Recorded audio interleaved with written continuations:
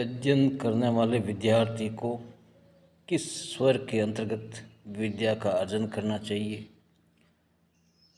हमारे मस्तिष्क के दो भाग होते हैं, एक होता है क्रिएटिव माइंड और एक होता है सेविंग माइंड।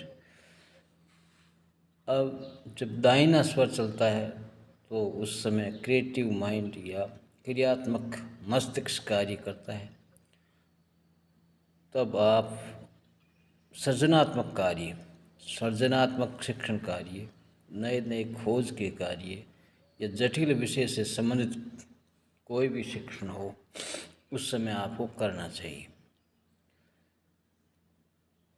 तो एक विद्यार्थी को स्वर की जानकारी होनी चाहिए। स्वर तीन होते हैं, ईड़ा, पिंगला और सुषुम्ना। चंद्र स्वर, सूर्य स्वर और सुषुम्ना स्वर।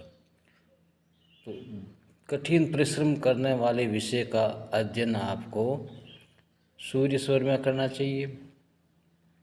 सामान्य ज्ञान, विज्ञान, सामाजिक विषय और रोचक विषय, मनोरंजनकारी विषय का अध्ययन चंद्र स्वर में करना चाहिए। जब आप नए नए प्रश्नों की खोज करते हैं तो सूर्य स्वर जरूरी होता है। सूर्य माने परिश्रम करना, क्रिएटिव माइंड के अंतर्गत आता है, और चंद्र स्वर में सेविंग माइंड यानी बचत ज्ञान, संचित ज्ञान के लिए जो उपयोग में किया जाता है मन का भाग, वो मस्तिष्क का भाग चंद्र स्वर से क्रियाशील होता है और आपको अध्ययन में बहुत ही महत्वपूर्ण भूमिका निभा देता है। तो सबसे पहले आप ये समझ लिए कि आपका कौन सा स्वर चलता है। जो स्वर चलता है उस स्वर के अंतर्गत लंबी सांस को, गहरी सांस को खींचते हुए अपनी पुस्तक को खोलिए, और अगर दाहिना स्वर चलता है तो विज्ञान या जटिल या मेंटल एबिलिटी, इन विषय का अध्ययन कीजिए। अगर आपका चंद्र स्वर है तो मनोरंजनकारी विषय, हिंदी आदि विषय का अध्ययन कीजिए। प्रतियोगिता परीक्षा के हेतु इनको कीजिए, अध्ययन कीजिए, आपके लिए लाभकारी होगा।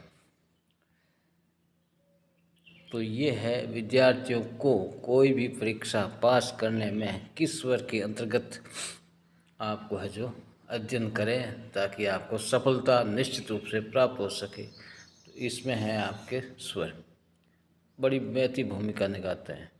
सूर्य स्वर हो, चंद्र स्वर हो, दोनों का भी अपना अपना महत्व, रोल बराबर होता है। जटिल विषय सूर्य स्वर के अंतर्गत आप पढ़िए, साधारण विषय, मनोरंजनकारी विषय चंद्र स्वर में आप पढ़िए। आपको बेहद ही फ़ायदा होगा।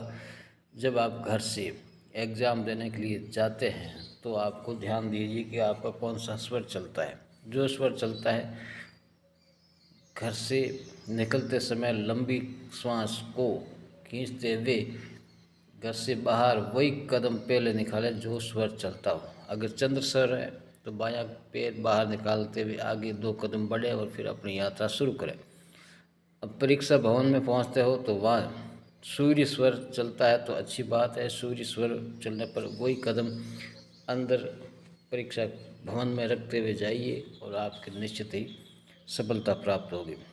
परीक्षा में बैठते समय जो पेपर आता है उस समय स्वर से जांच कीजिए। जो स्वर चलता है उस हाथ से पेपर को लीजिए और फिर पढ़ना शुरू कीजिए, उसी दिशा में रखिए और आप सोल्व कीजिए, आपको 100% सफलता मिलेगी।